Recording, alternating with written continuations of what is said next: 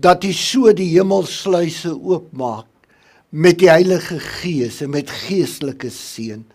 Here, ons ervaar die werking van die Gees, maar ons vra vir meer. Ons vra dat U ons lewens totaal sal beheers, en ek vra vir 'n verfrissende verkwikking in ons binneste. Dankie. Dankie dat die Gees ons werklik laat besef dat ons kind is, dat ons vry is, dat al die geestelike gawes aan ons behoort, dat ons kan leef in daardie wonderlike vryheid. Here, kom ontmoet ons vanaand deur die woord. Ek bid dat U deur die Heilige Gees en deur die woord kragtig met elkeen van ons sal praat. In Jesus naam. Amen. U kan die plekke inneem. Jy kan die blaadjie uithaal as jy nie een gekry het nie, daar is nog agter. Volg dit asseblief. As jy van die vorige aande se blaadjies wil kry, kan jy net na die tyd gaan hoor. Daar's in daai boksie is daar nog blaadjies wat ons waarskynlik vir julle kan kry. Baie bly dat julle vanaand hier is. Ek is besonder bly dat jy vanaand hier is. Het is lekker om jou hier te sien, hoor. Sorry dat ek jou so uitpoint, maar dis alright. Ons is daarom 'n klein groepie. Great dat jy hier is, hoor. Ons gaan vanaand in die Bybel lees uit Galasiërs 5, vers 16 tot 18 en 25 en dan ook Romeine 8. Hierdie Pinkster praat ons oor die persoon en werk van die Heilige Gees, en ek vertrou dat dit vir jou ook 'n wonderlike avontuurpad is, wat jy besig is om met die Here en met die Heilige Gees te loop. Dat dit vir jou wonderlik is om meer te wete te kom oor wie die Heilige Gees is, meer te leer oor die werk van die Heilige Gees. Maar my diepste gebed is dat jy iets beleef van die werklikheid van die Heilige Gees in jou lewe. Want op die ou end gaan dit nie net oor kennis nie. Ja, kennis is belangrik, want sonder kennis, as ons nie weet waaroor dit gaan nie, dan kan ons nie wees wie God wil hê ons moet wees nie. Maar die kennis moet oorgaan in vertroue, in dade. Jy moet dit beleef en ervaar. En ons het nou redelik daaroor gepraat. Gisterand het ons gepraat oor die verskillende beloftes wat gegee word oor die Heilige Gees. En ek het net 13 genoem, maar daar's baie meer. En dit is ongelooflik belangrik om te besef wat dit alles is wat die Heilige Gees in ons lewens kom doen. Vanaand kom praat ons oor spesifieke opdragte. Daar's 'n verskil tussen beloftes en opdragte. Beloftes is dit wat God vir ons gee. Opdragte is dit wat ons moet doen. En ons gaan kyk na watter opdragte is daar vir ons in die Bybel ten opsigte van die werk van die Heilige Gees in my lewe. Dalk het jy al gedink of gewonder, terwyl ons praat oor die werk van die Heilige Gees, maar wat moet ek nou doen? Wat is my verantwoordelikheid ten opsigte van die werk van die Heilige Gees? Of is dit iets wat sommer net so van self gebeur? Ek het nogal partykeer die idee dat mense in die kerk, en dikwels in sekere kerktradisies, amper die gevoel het dat goed van geloof en oor die Heilige Gees, dit kom alles sommer net so spontaan, dit kom sommer net so van self, dit gebeur net. Of is daar sekere goed wat ons moet doen? Daaroor gaan ons vanaand praat. Maar voor ek daaroor praat, wil ek net eers baie duidelik vir julle sê, dat die werk van die Heilige Gees, dit wat hy in my en jou lewe kom doen, kan hy alleen doen op grond van dit wat Jesus Christus klaar vir ons gedoen het met sy kruisdood en opstanding. Jesus het die prys ten volle betaal. Jesus het alles gedoen wat nodig is, dat ek en jy gered kan word, dat ons wedergebore kan word, dat ons kind van God kan wees, dat ons die ewige lewe kan hê, dat ons in oorwinning kan lewe, dat ons geestelike seëninge kan beleef. Al daardie dinge het Christus vir ons verdien aan die kruis. Sonder sy kruisdood en opstanding sou niks wat ons hier sê oor die werk van die Heilige Gees moontlik wees. Dis nie asof ek enige iets kan bydoen om die werk van die Heilige Gees in my lewe te verdien nie. Jy moet dit mooi hoor. Die Heilige Gees werk nie in my op grond van my werke nie, met ander woorde, amper so tit vir tit. Ek doen dit en dan doen die Heilige Gees dit en dan wag hy dat ek dit doen en dan doen hy dit. Dis nie hoe dit werk nie. Ek kan dit nie, Christus het alles klaar gedoen. Hy het alles klaar vir my verdien. Die werk van die Heilige Gees, om my waarheid te sê, is 'n gawe, is 'n geskenk van die Vader. Paar plekke word dit genoem, onder andere Handelinge 2 vers 38. Petrus sê, laat julle in die naam van Jesus Christus gedoop word, sodat julle sondes vergewe kan word, en julle sal die Heilige Gees as gawe ontvang. Gawe as 'n geskenk. Dis hierdie beloftes waarvan ons gisterand gepraat het. Gawes wat God vir ons gee. Maar nou is dit so, dat die Bybel wel ook sê, en dat God in sy woord sê, daar is sekere dinge wat ek en jy moet doen. Daar is sekere opdragte ten opsigte van die werk van die Heilige Gees, en ek gaan vanaand daaroor praat, en kom ons lees Galasiërs 5:16 tot 18, vers 25, en dan Romeine 8, vers 4 tot 6. Ek sê, laat julle leefstyl eerder deur die Gees bepaal word. Dan sê julle glad nie aan die begeertes van julle sondige geaardheid toegee nie. 'n Mens se sondige geaardheid wil dinge doen wat teen die Gees is. En die Gees, die Heilige Gees, wil dinge doen wat teen jou sondige geaardheid is. Want hulle is mekaar se vyande. Julle kan dus nie sommer maar net alles doen wat julle wil nie. Kan ek net sê, ek dink dis een van die belangrikste verse wat jy in die Bybel moet onderstreep. En jy moet dit besef, die werk van die Heilige Gees en jou sondige geaardheid, jou eie sondige natuur is direk in stryd met mekaar. Wat jy van self wil doen, en dit wat die Heilige Gees, wat God wil hê jy moet doen, is direk teenstrydig. En Paulus sê, daarom kan jy nie maar net doen wat jy wil nie. Maar, as julle deur die Gees gelei word, is die wet nie meer julle baas nie. Vers 25 sê, ons lewe deur die Gees, daarom moet die Gees ook ons leefstyl bepaal. En dan Romeine 8, vers 4 tot 6, daarmee het hy afgereken met die sonde se mag oor ons, en so voldoen aan die vereistes van die wet. Ons wat nou nie meer deur ons sondige natuur lewe nie, maar volgens die Gees. Die mense wat deur hulle sondige natuur gedomineer word, hulle gedagtes word oorheers deur sondige dinge. Maar die wat deur die Gees beheer word, hulle gedagtes is vol van die dinge wat die Gees gelukkig maak. As jou sondige natuur jou denke oorheers, dan lei dit tot die dood. Maar as die Gees jou denke oorheers, beteken dit vir jou ware lewe en vrede. Dis die woord van die Here. Kom ons kyk na die verskillende opdragte wat daar gegee word oor die werk van die Heilige Gees in my lewe, en wat is die implikasies daarvan vir my lewe? Wel, die eerste ene is, word vervul met die Heilige Gees. Efesiërs 5 vers 18. Moet julle nie aan drank te buite gaan nie. Daarmee gaan losbandigheid gepaard. Nee, laat die Gees julle vervul. Dis seker die bekendste opdrag ten opsigte van die Heilige Gees. Ek dink ons almal ken dit. Ons almal ken daardie vers.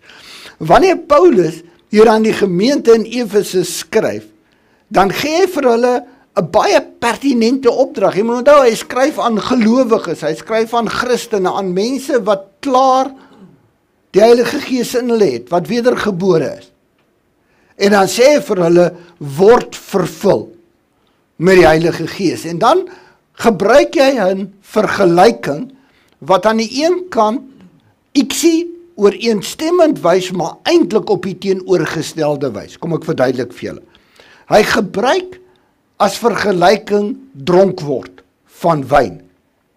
Okay, om dronk te word, ek weet nie wie van julle weet nie, dalk ken julle glad nie, weet julle niks daarvan nie, maar om dronk te word beteken dood eenvoudig drank kry beheer van jou lewe. Hy bedoel nie daarmee jy drink een glasie wyn nie, hy sê jy word dronk. As jy dronk word van wyn, dan het jy soveel gedrink dat die alkohol beheer oorvat van jou lewe, jou optrede en jou denke. Wat gebeur wanneer iemand dronk word, as jy dit al ooit gesien het, as jy dit self was, sou jy dit nie onthou nie, dan doen jy dinge wat jy andersins glad nie sou doen nie. Kyk, drank kan 'n mens ongelooflik braaf maak, maar kan jou net so stupid maak ook. Totally belaglik. Ek wil jy dink jy is die slimste ou en almal lag vir jou, want jy is eintlik so stupid. Maar dis drank. Dit vat beheer in jou lewe oor en dit verander jou optrede, jou manier van doen. Wanneer jy vervul word met die Heilige Gees, dan maak dit ook dat die Heilige Gees so beheer oorneem oor jou lewe. En dit beteken dat jy dan anders optree as wat jy andersins sou optree. Jy sal onthou, ons het gisteraan daaroor gepraat, oor dat die Heilige Gees my karakter kom verander, my persoonlikheid kom verander. Ek het vir die gisterand gesê, dis waarskynlik een van die redes hoekom mense bietjie wegstaan van die werk van die Heilige Gees, want hulle wil eintlik nie verander nie. In die verse wat ons gelees het, veral Galasiërs 5 vers 17, word dit pertinent gesê, dat wanneer die Heilige Gees in jou lewe kom, dan wil hy die teenoorgestelde in jou lewe bereik as wat jou eie sondige natuur wil doen. So hy wil jou kom verander. Dis sy werk. Soos wat drank, as jy dronk word, jou verander en jou dinge laat doen wat jy andersins nooit sou doen nie. Laat die Heilige Gees jou verander en hy laat jou dinge doen wat jy nooit sou doen nie. Baie interessant dat in Handelinge 2 met die uitstorting van die Heilige Gees, dat die mense daar, die toeskouers, ook eintlik sê, maar hulle is dronk van wyn. Né? Hoekom? Want die mense wat deur die Gees vervul is, het anders opgetree. Hulle het begin anders reageer. En die mense sê, maar dit moet net dronk wees, want dronkheid maak dat 'n ou so anders is. Die Heilige Gees se vervulling maak jou anders. Laat jou anders optree. Maar daar is 'n geweldige verskil tussen die twee. Want as jy dronk word van wyn, dan verwoes dit jou lewe. Dan bring dit die slegste in 'n mens na vore. Ja, ek het al soveel keer met mense gepraat en dit is so hartseer om te hoor van iemand wat vir my sê, sy is so lief vir haar pa was so 'n wonderlike mens. Maar sy dronk word. Was dit 'n ander mens? Was dit verskriklik? Drank verwoes 'n mens se lewe. Dit bring die slegte in 'n mens na vore. Daarom dat die Bybel sê, moenie dronk word van wyn nie. Daarteenoor, wanneer die Heilige Gees jou vervul, dan vernuwe hy jou. Dan bring hy letterlik die beste in jou na vore. Ja, hy verander jou ook, maar hy verander jou nie na die negatiewe kant toe, hy verander jou na die positiewe kant. Hy laat daai pragtige goed in jou na vore kom, die goed waarvan ons gisterand gepraat het. Soos wat ek gesê het, Paulus praat hier met Christene wat klaar wedergebore is en wat daarom die Heilige Gees in hulle lewe het. Ek het vir julle ook eergisterand verwys na Handelinge 4 vers 31, want daar's 'n paar plekke in Handelinge waar vir ons vertel word dat die Christene wat op Pinksterdag klaar gedoop is met die Heilige Gees, klaar die Heilige Gees in sy volheid ontvang het, hoe hulle dan by mekaar gekom het en gebid het, en dan het die gebou geskud, en dan is hulle opnuut vervul met die Heilige Gees. So vervulling met die Heilige Gees is nie iets wat jy eenmalig gebeur nie. Dis nie iets wat gebeur met mense wat nie die Heilige Gees het nie. Dis dinge wat gebeur met kerklidmate, met Christene, met mense wat werklik die Here dien en die Here lief het. Hierdie opdrag is vir hulle bedoel, hierdie opdrag is vir ons bedoel.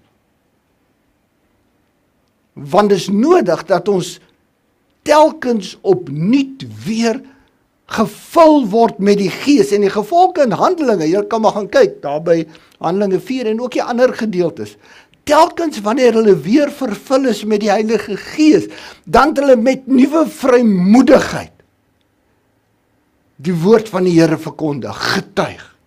Dan kon hulle in moeilike situasies weer optree, en hulle nie laat afskrik van die vyand en dreigemente nie. So wat is die vervulling met die Heilige Gees dan? Wel, die vervulling met die Heilige Gees is doeteenvoudig dat die Heilige Gees volle beheer van my lewe oorneem. Mens kan eintlik sê dat die Heilige Gees in bestuur kom. Iemand het al die beeld gebruik, dit soos met jou kar. Jy kan die Heilige Gees in jou kar hê. Jy kan hom in jou lewe hê. Vervulling met die Heilige Gees is, jy klim letterlik uit agter die stuurwiel. En jy laat die Heilige Gees toe om die stuur oor te vat van jou lewe. Dis vervulling met die Heilige Gees. Hy is in die kar. Hy is in jou lewe. Maar die vraag is, het hy beheer oor jou lewe? Bestuur hy jou lewe? Of Galasiërs 5 vers 17, word jou lewe bestuur en beheer deur jou sondige geaardheid, deur jou sondige gedagtes en jou sondige begeertes. Ja, die Heilige Gees is daar, maar hy het nie die stuur nie. Hy is soos die GPS. Julle weet hoe lekker is 'n GPS, né? Dis die lekkerste ding. Jy draai waar jy wil, en dan moet hy maar net recalculate. En dan moet hy maar net vir jou nuwe pad. Mense werk so met die Heilige Gees. Hoor mooi wat ek sê. Hoor mooi wat ek sê. Die Heilige Gees praat met jou, waarom ons? Ek gaan maar net op my eie pad. En die wonderlike is, God gooi my nie een kant, hy recalculate, ja, hy kom waarsku my weer, en hy sê vir my, hey, luister. Dis nie vervulling met die Gees nie. Okay? Vervulling met die Gees is, hy is nie die GPS nie, hy kry die stuur. En hy sê, vat oor. Ek moet nie meer van die Heilige Gees kry nie. Jy kan dit dalk probeer onthou. Vervulling met die Gees beteken nie, ek kry meer van die Heilige Gees, want die Heilige Gees is 'n persoon, hy is in my lewe. Maar die Heilige Gees kry meer van my. Die Heilige Gees kry volle beheer in my lewe. Dis vervulling met die Heilige Gees. Ja, en dit kan gebeur in antwoord op 'n spesifieke gebed, dit kan gepaard gaan met besondere tekens of 'n besondere ervaring. As jy Handelinge gaan lees, en ek altyd my Veritas studente, daar's 'n sekere stadium wat ons Handelinge doen. En een van die take wat ek hulle gee, dis nou nie in die opdragte nie, maar ek sê vir hulle, gaan deur die boek Handelinge, gaan lees die hele boek Handelinge, jy kan dit ook gerus doen. En dan doen jy jouself die guns, dan gaan kyk jy wat is die patroon wat gevolg word, wanneer iemand tot bekering kom. En ek los dit net daar. En dan kom hulle altyd terug na my, dus hulle weet nou nie lekker nie. Maar daar is nie 'n patroon nie. Want dit verskil. Dis nie elke keer dieselfde nie. Dis partykeer word daar gawes genoem, partykeer nie, partykeer spreek in tale, partykeer nie, partykeer gedoop en partykeer nie gedoop nie, partykeer. En ek het gesê hulle moet gaan kyk na wat se patroon. Ek sê daar is nie 'n patroon nie, maar dis die punt. Jy sien hoe die Heilige Gees werk is wonderlik. Dis nie 'n patroon nie. Ek weet daar's mense wat jou gaan sê, kyk, dis die patroon, jy moet dit doen, dan dit, dan dit, né? En dan gaan hulle 1 of 2 verse vat en sê daarso, kyk, daar staan dit. Sjoe, ek moet nie vir die hele Veritas klas gee nie. Julle kan gerus Veritas doen. Dis narrative. Narrative verhalend. Verhalend vertel vir jou wat gebeur het. Verhalend vertel nie vir jou wat moet gebeur nie. En daarom is daar 'n verskeidenheid, want daar's nie 'n reël nie. Die Heilige Gees kom kragtig werk, maar elke keer werk hy uniek op 'n besonder. Dat kan tekens wees, daar kan 'n wonderlike ervaring wees. Iemand vra vir my, maar moet ek nie hierdie emosie in my voel nie? Ja, jy kan, dit kan gebeur, dat jy ongelooflike emosie voel, maar nie noodwendig nie. Wat is die teken van die vervulling met die Gees? Die vaste teken van vervulling met die Heilige Gees is die verandering wat daar in my lewe en my gedrag kom. Dis die teken. By almal van hulle sien jy dit. Gaan lees dit, dis die patroon. Hoe hulle ook al tot bekering gekom het, wanneer hulle tot bekering gekom het, hulle lewe verander. Wanneer die Heilige Gees in my lewe kom, en wanneer ek werklik beheer oorgee aan die Heilige Gees, dan verander my lewe. Dan word ek 'n ander mens. En soos wat ek gesê het, dit vind telkens plaas. Dis anders as my wedergeboorte, ek word 1 keer wedergebore. Dan is ek 'n nuwe mens, ek is 'n kind van God. Maar ek moet telkens opnuut oorgee. Die vervulling met die Heilige Gees. Nou, ek het nou ongelukkig nou al gedrink hiervan. Maar is anders as om 'n bottel vol water te maak. Ek kan die bottel vol water maak en dan sit ek die propie op. En dan bære ek hom en hou ek hom. En hoe lank gaan hy vol wees? Baie lank. Ek wil amper sê vir altyd, maar ons weet nou niks is vir altyd nie. Okay? Maar baie lank. Hy gaan vol bly. Solank die propie op is, stewig, is hy vol. Baie mense dink dit werk so met die vervulling met die Heilige Gees. Nee, ek is daai dag, wanneer was dit? So 20 jaar gelede is ek vervul met die Heilige Gees. Ons sit dit ergens op 'n rakkie neer. Nee. Dis nie hoe die vervulling met die Heilige Gees werk nie. Die vervulling met die Heilige Gees is eerder, nou die keer prentjie daarvan hierdie, maar dis soos 'n skip, 'n seilskip, Sabolseil, né? Daai groot seil. Julle moes al gesien het, die Amerika skip, hulle het nou deesdae op goeters wat hulle gaan, maar in elk geval, die wind vul daai seil, en dan dryf hy hom. Maar hy kan hom nie net 1 keer vul nie.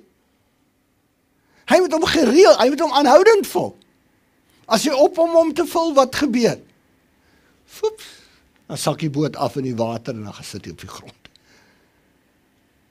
Dis vervulling met die Gees. Dis iets wat gedurig gebeur, aanhoudend gebeur. Maar daarom is dit so tragies om partykeer te sien, dat iemand wat op 'n stadium so onder beheer van die Heilige Gees was, en ek het dit al gesien, en dis hartseer, wat so voluit vir die Here geleef het, ergens so gaan sit in die water, vasval in die sonde. Maar die Bybel praat daarvan, Petrus, ek het nou nie die teks vir julle neergeskryf nie, maar dis daar, is op die blaadjie, Galasiërs 2:11 tot 14, gaan lees dit. Onthou, Petrus is die ou wat op Pinksterdag so vervul was met die Gees, hy het gepreek dat 3000 tot bekering kom, wat voor die Joodse raad gesê het, ek moet aan God meer gehoorsaam wees aan julle, ek sal nie stil bly nie, want dis wat Christus gedoen het, en wow, daai ou het getuig, en dit was fantasties, en nou skryf Paulus in Galasiërs 2, dat daar was 'n stadium na dit, wat hy agterkom dat Petrus het begin huigel. Want Petrus het saam met van die heidense Christene geëet, en toe kom daar van die belangrike Joodse leiers, Christene van Jerusalem aan, en toe sy skielik skaam, omdat hy hom vereenselwig met hierdie heidense Christene, en toe hy op hom saam met hulle te eet. Toe druk hy hulle een kant toe. Want hy gaan nou saam met hierdie belangrike ouens, apostels, uit Jerusalem, en toe, Paulus skryf dit daar, hy sê, toe staan ek op, en in die openbaar, ek wil hom gesê, jy huigel. Iemand wat deur die Heilige Gees vervul was, maar die wind het uit sy seil geraak, die sondige natuur het weer oorgeneem, Ek het weer begin doen soos wat my sondige natuur vir my sê. Want ek het skaam geword, ek het bang geword. 'n Sondige natuur ding. Nie vervul met die Heilige Gees nie. Ongelooflik belangrik. Dis die eerste opdrag. Die tweede opdrag word eintlik met 'n hele paar woorde beskryf. Fases, sinne. En almal van hulle beteken eintlik dieselfde. Dis woorde soos laat jou lewe deur die Heilige Gees beheers word. Word deur die Heilige Gees gelei. Die Heilige Gees moet jou gedrag bepaal. Jy moet wandel deur die Gees. Kom ek lees gou vir julle daai verse. Galasiërs 5:16. Wat ek bedoel is dit, laat julle lewe steeds deur die Gees van God beheers word. Dan sal julle nooit swyg voor die begeertes van julle sondige natuur nie. Maar as julle deur die Gees laat lei, staan julle nie onder die wet nie. Nou kan ons aan die eise van die wet voldoen, ons wat ons lewe nie deur die sondige natuur laat beheers nie, maar deur die Gees. Die wat hulle deur hulle sondige natuur laat beheers, hou hulle besig met die dinge van die sondige natuur, maar die wat hulle deur die Gees laat beheers, hou hulle besig met die dinge van die Gees. En dan Galasiërs 5 vers 25, ons lewe deur die Gees. Met ander woorde, die Heilige Gees het my 'n nuwe mens kom maak, die wedergeboorte gegee, hy het vir my die nuwe lewe gegee. Ek is 'n Christen as gevolg van die werk van die Heilige Gees in my lewe. Laat die Heilige Gees nou ook ons gedrag bepaal. Soos wat ek sê, al hierdie uitdrukkings is eintlik dieselfde ding. En wat dit sê, dit wys op wat is die praktiese implikasies daarvan as ek vervul is met die Heilige Gees. Okay, vervulling met die Heilige Gees is ek gee oor, ek gee die stuur oor, ek gee beheer oor. Die Heilige Gees kom neem beheer oor in my lewe en die gevolg daarvan is, ek begin dan leef en optree in gehoorsaamheid aan die Heilige Gees, want hy bestuur nou my lewe. Want hy bepaal nou wat ek gaan doen. Nie meer my sondige natuur nie, nie meer my eie gedagtes nie, nie eers selfs my eie begeertes nie. Dis wat dit beteken om te wandel deur die Gees, en ek het nou gister gepraat oor dat een van die groot werke, dis ek wat hier geraak het, dis nie jy nie, Stefan nie, een van die groot werke van die Heilige Gees is om my meer en meer soos Jesus te laat wees, maar dis wat wandel deur die Gees beteken, want wandel deur die Gees, gehoorsaam wees aan die Gees, beteken, ek doen wat die Heilige Gees sê ek moet doen, en dit beteken ek word al hoe meer soos Jesus. Sien jy hoe die goed in mekaar steek? Dis nie verskriklike moeilike goed nie. Maar as 'n mens die goed begin uit mekaar haal en jy wil elke ding 'n ander betekenis gee, dan gaan jy heeltemal deur mekaar raak. Op die ou end is dit wat die Heilige Gees in my lewe wil regkry, dat ek vervul word met hom, beheer oorgee en dan doen, gehoorsaam is aan wat hy wil hê ek moet doen. Daar is ook 2 negatiewe opdragte ten opsigte van die Heilige Gees. 2 goed wat ons nie moet doen nie. En die eerste ene is, moenie die werking van die Heilige Gees teenstaan nie. Okay? 1 Tessalonisense 5 vers 19, moenie die Gees uitblus nie. Ek het nou vir julle daar mooi woorde gegee en vertel. Ek kan sien, ek weet ook van slim goed, okay? So, julle kan gaan lees, daar so sulke goeders ook. As Paulus sê, ons moenie die Heilige Gees uitblus nie, dan bedoel hy dood eenvoudig daarmee, ons moenie die Heilige Gees ignoreer, of die gawes wat van hom afkom verwerp nie. Dis wat dit beteken. To suppress, to stifle, of to quench. Dit beteken ek wil nie die werk van die Heilige Gees in my lewe erken nie.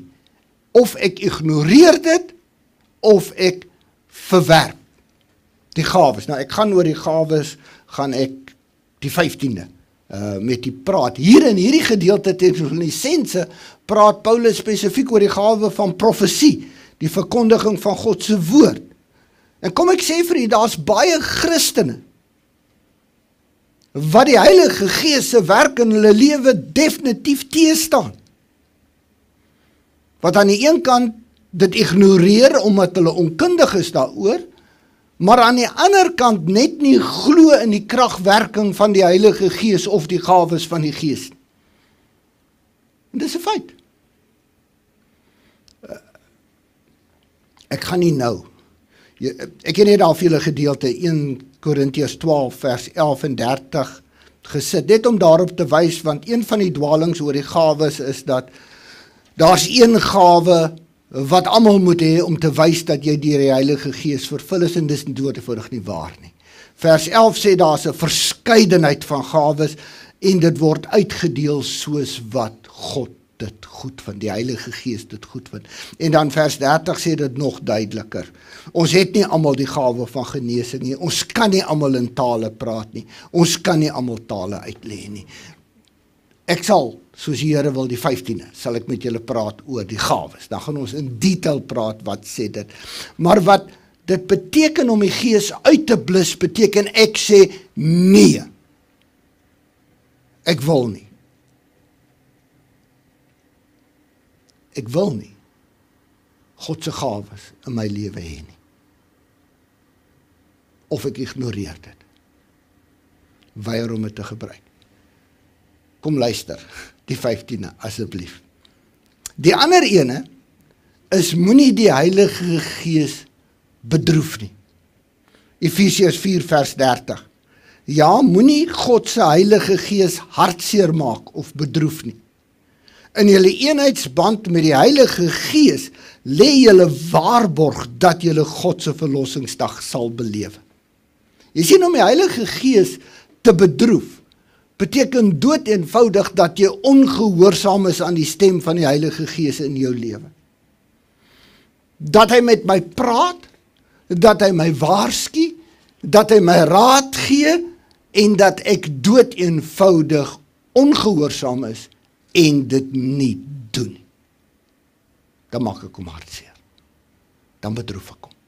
En as ek dit doen, as ek ongehoorsaam is aan die Heilige Gees, dan kan die Heilige Gees nie sy werk in my lewe doen nie. Hy kan my nie meer en meer soos Jesus laat word nie. Hy kan nie die vrug van die Gees in my lewe na vore bring nie. Hy kan nie my kragte gebruik deur die gawes om 'n verskil te maak in sy kerk en sy koninkryk op hierdie aarde nie. Want ek staan die werk teen. Ek kan dit blus of ek kan dit bedroef. Kom ek sluit af. Ek dink dit is belangrik dat elkeen van ons vanaand ook vir onsself afvra. Staan ek dalk die werk van die Heilige Gees teë as gevolg van onkunde, omdat ek doodevoudig nie weet nie, of ongeloof, omdat ek doodevoudig net nie glo dat hy gawes meer gee,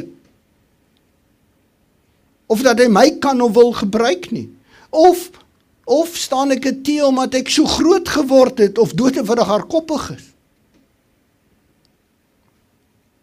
of maak ek dalk die Heilige Gees op die oomblik ongelooflik hartseer. Want hy praat met my, hy waarsku my, hy sê vir my wat hy wil hê ek moet doen. Maar dis in stryd met my sondige natuur en ek luister eerder na my sondige natuur. Ek is ongehoorsaam aan die Gees. Ek doen dood eenvoudig net nie wat hy vir my sê om te doen. Ek glo dat die Here vanaand my en jou kom oproep. Hy sê daar's iets wat jy moet doen. Hy sê word vervul met die Heilige Gees. Maak die keuse. Sê vanaand regtig vir die Heilige Gees, ek wil opnuut deur u vervul wees. Hy is in my lewe. Maar ek wil my lewe vanaand aan u oorgee. Ek wil regtig hê dat u beheer vat die stuur oor. En dit is scary, en daar voel jy baie bang daarvoor, maar gee dit oor vir die Heilige Gees. Vertrou hom. Vertrou hom. Hy gaan die beste in jou lewe na vore bring, maar dan moet jy beheer oorgee en dan moet jy bereid wees om te gehoorsaam. Sê vir hom, ek sal gehoorsaam wees. Ek sal doen wat hy sê, al verstaan ek dit nie, ek sal dit doen. Dat u werk in my lewe kan doen. Dat u my kragtig kan gebruik. As jy dit doen, dan wandel jy deur die Gees en dan leef jy in die kragveld van die Heilige Gees. Kom ek gee geleentheid dat elkeen op by jou eie, daar waar jy is, praat met die Here. Antwoord die Heilige Gees op wat hy vanaand vir jou gesê het. Kom ek gee geleentheid vir elkeen om in stilte tot die Here te bid.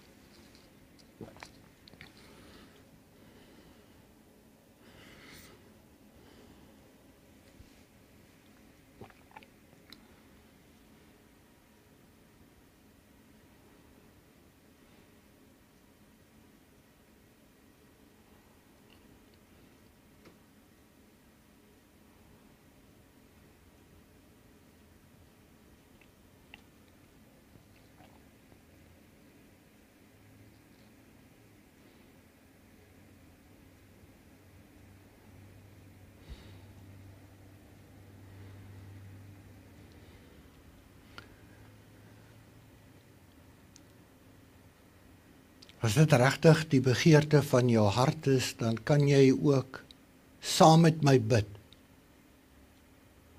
Bid vir die vervulling met die Heilige Gees, maar ook bid vir gehoorsaamheid, om regtig te doen wat die Heilige Gees vir jou sê om te doen. In sy woord, maar ook in jou hart en in jou gedagtes, in jou gewete. As jy wil, bid saam met my. O Heilige Gees, o Gees van God, dankie dat U in my woon. Dankie dat U my kind van God gemaak het en dat ek daai sekerheid het.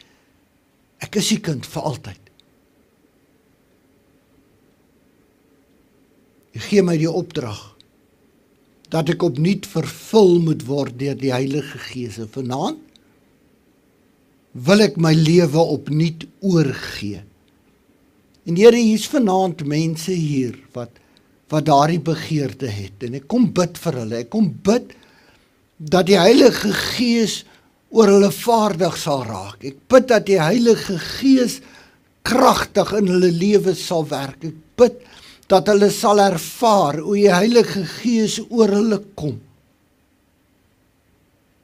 En opnuut beheer neem van hulle lewe. Here, neem beheer. Neem beheer van hulle denke, hulle keuses, hulle besluite, hulle wandel, hulle lewe. Dankie dat U beloof het dat wanneer ons vir U vra, sal U dit doen. En ek bid dat U ons dan ook nou gehoorsaam sal maak om te wandel in die Gees, om te lewe volgens wat U vir ons sê. Om aan U gehoorsaam te wees. In elke aspek van ons lewe.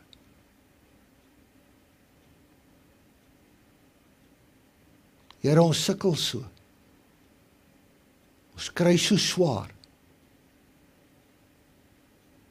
Omdat ons so dikwels op ons eie probeer aangaan. Omdat ons so dikwels ongehoorsaam is aan U Gees. Omdat ons die Gees blus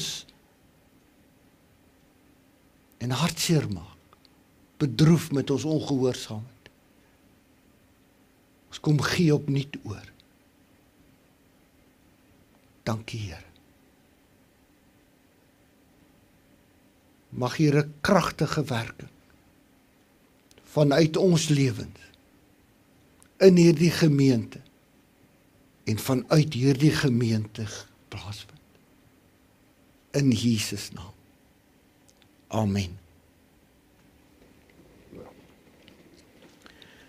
Ek wil jy hartlik uitnooi, ek weet môre aand is Vrydag aand. Ek weet daar's klomp goed aan. Maar ek wil jy tog uitnooi, môre aand gaan ons die reeks soort van afsluit met 'n belangrike vraag, en die vraag is, kan ek toets, kan ek weet of ek geesvervuld lewe? Hoe kan ek toets, hoe kan ek weet, hoe kan ek seker wees? Ons gaan môre aand daaroor praat. Maar as julle Sondag weer kerk toe kom, ons gaan nagmaal hou, en dan gaan ons praat oor dat die Heilige Gees in die kerk werk, en die kerk help om op koers te bly. En dan moet julle maar volgende Sondag weer kerk toe kom, want dan gaan ons praat oor die gawes van die Gees. Wat is die gawes van die Gees? Hoe werk dit? En hoe gebruik ons dit? Wat maak ons daarmee? Ek wil jy regtig uitnooi, moet dit nie misloop nie. En daarna gaan ek met vakansie, dan kan jy 'n bietjie rus. Die mense sê, dis tog so 'n goeie gedagte, want dan ek gaan vir 6 weke weg wees. Dan gaan die gemeente daarom 'n bietjie van 'n ruskansie kry. Maar julle moet rus, want ek kom na 6 weke weer terug. En dan is ek weer uitgerus. Nee, ag, dis wonderlik. Dankie vir julle wat getrou was, tot sover. Mag julle ook verder getrou wees. Kom ons staan met 'n toewydingslied. I surrender all. Dis 'n ongelooflike toewydingslied. Sing dit saam as jy dit bedoel. En dis wat vervulling met die Heilige Gees is. Gee alles oor. Kom ons staan en dan sing ons. En dan bly jy staan vir die seën.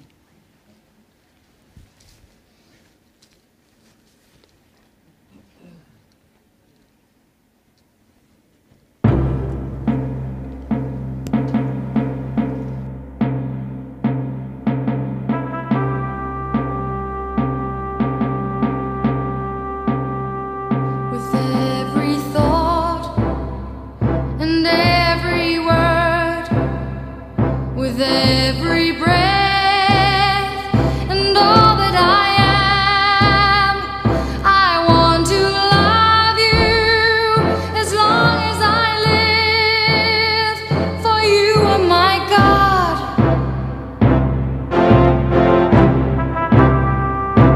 I surrender.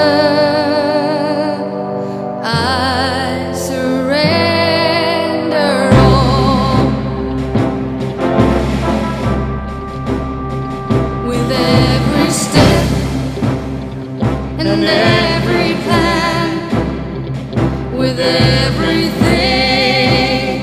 that's in my heart, I want to serve you as long as I live, for you are my King. I surrender.